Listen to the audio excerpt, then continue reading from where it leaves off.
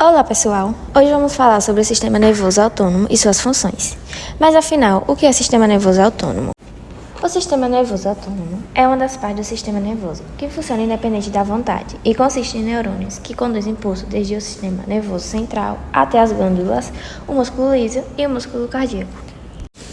O sistema nervoso autônomo distingue uma parte eferente e outra aferente. O componente aferente conduz impulso oriundos dos receptores das vísceras para as áreas específicas do sistema nervoso central. O componente eferente traz impulso dos certos centros nervosos até as estruturas viscerais. Por definição, denomina-se sistema nervoso autônomo apenas o componente eferente do sistema nervoso visceral. Regulação do tamanho da pupila, a diferença das intensidades luminosas, constrição dos vasos sanguíneos da pele em resposta ao frio, aumento da frequência cardíaca durante o esforço. Também proporciona ajustes neurovegetativos que dão suporte à execução de comportamentos motivados, comportamentos defensivo, alimentar e sexual. As funções do sistema nervoso autônomo. Auxilia o corpo a manter um ambiente interno constante, o balanço fisiológico global das funções corpóreas, através de comandos que levam a ações compensatórias. Exemplos: aumento súbito da pressão arterial, regulação do tamanho da pupila, diferente intensidade luminosa. O que o sistema nervoso autônomo controla? O sistema nervoso autônomo controla a pressão arterial, frequência cardíaca, temperatura corporal, peso, digestão, metabolismo, equilíbrio, sudorese, mixação, evacuação, resposta sexual e outros processos. Nas subdivisões do sistema nervoso autônomo, tem o simpático e o parasimpático. Agora vamos entender um pouquinho melhor sobre isso. Agora vamos falar um pouco sobre o sistema nervoso simpático. Apesar de ser importante no repouso, o principal papel do sistema nervoso simpático é nos preparar para emergências ou, em outras palavras, para a resposta de luta ou fuga. Se você já ficou com medo ou ansioso ou se sentiu ameaçado ou atacado, você experimentou a ativação do sistema nervoso simpático para lhe preparar para uma emergência em uma necessidade de luta ou fuga. O sistema nervoso simpático ativa numerosas e complexas vias e componentes que vão causar diversos efeitos no corpo. Assim, ele é capaz de acelerar a respiração, aumentar a frequência cardíaca e a pressão sanguínea, dilatar as pupilas, redirecionar o fluxo sanguíneo da pele e o trato digestivo para o cérebro, coração e músculos. Onde ele é necessário, aumenta a sudorese e causa arrepios ao elevar os pelos da sua pele. Você sente tudo isso durante a resposta de luta ou fuga.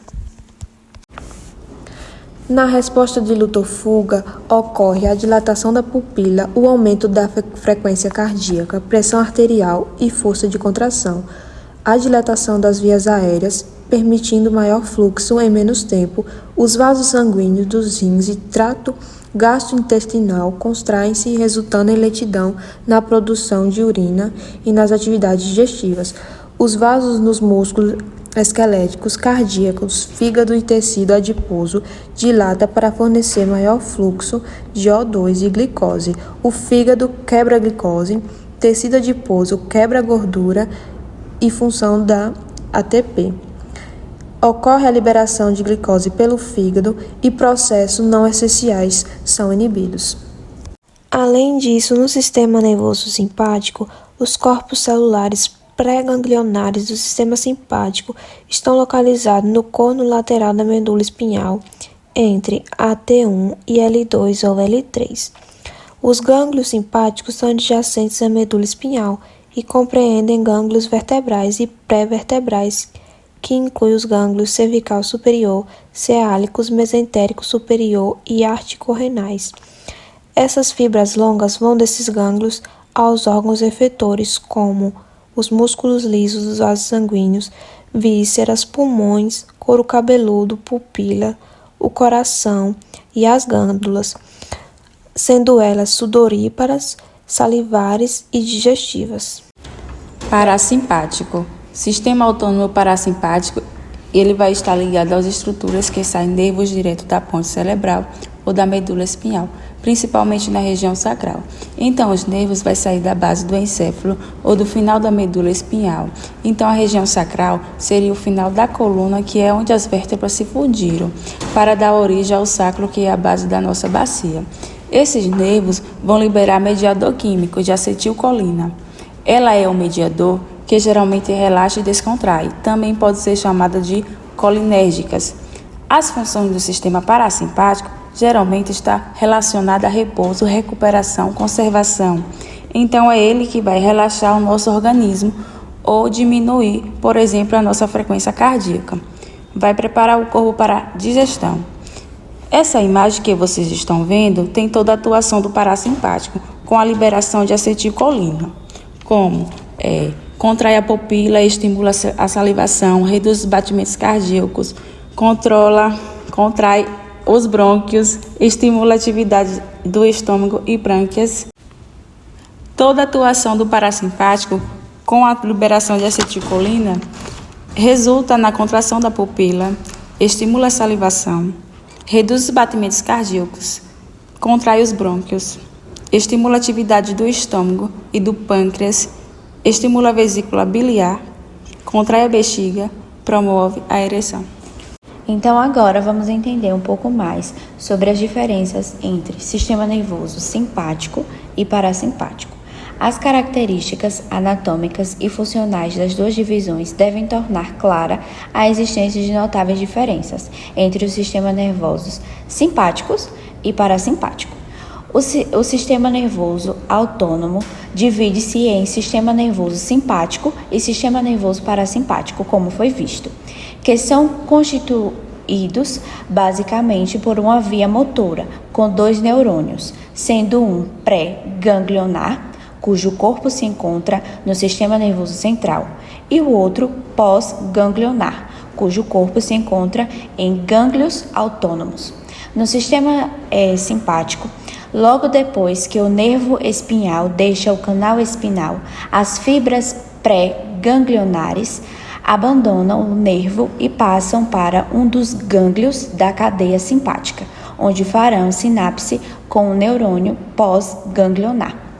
No sistema parasimpático, as fibras pré-ganglionares normalmente seguem sem interrupção até o órgão que será controlado, fazendo então sinapse com os neurônios pós-ganglionares. Dessa maneira, percebe-se que os neurônios pré-ganglionares do simpático são curtos e os pós-ganglionares são longos. No parasimpático ocorre o inverso.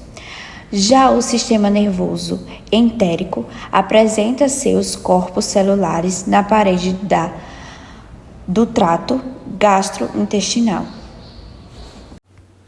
O sistema nervoso autônomo recebe informações de partes do sistema central, o qual processa e integra estímulos do corpo e do ambiente externo. Essas partes incluem o hipotálamo, núcleos de trato solitário, formação reticular, tonsilas, hipocampo e córtex olfatório. O sistema simpático e parasimpático consistem, cada um, em dois conjuntos de corpos neuronais. Pré-ganglionar, esse conjunto está situado no sistema nervoso central e tem conexões com o outro conjunto situado nos gânglios, fora do sistema nervoso central. Pós-ganglionar, esse conjunto tem fibras eferentes que vão dos gânglios aos órgãos efetores. Como vocês podem ver, a figura do sistema nervoso autônomo. E aqui consiste o trabalho realizado pelos acadêmicos Amanda Santos Ferreira, Daniel Santana Macedo, Elaine Leal Silva, Felipe Ramon Viana Silva Cardoso, Guilherme Carvalho Leal Matos, José Gonçalves de Moura Neto, Kaique de Souza, Leonardo Santos Andrade, Luiz Gustavo de Souza Brito, Mabel Souza de Jesus, Maria Clara Santos Oliveira, Matheus Araújo Moura e Yali Marques. Ministrado pelos docentes Alan Bruno, Alan Rezende, Eduardo e Wellington. Obrigado pela atenção de todos.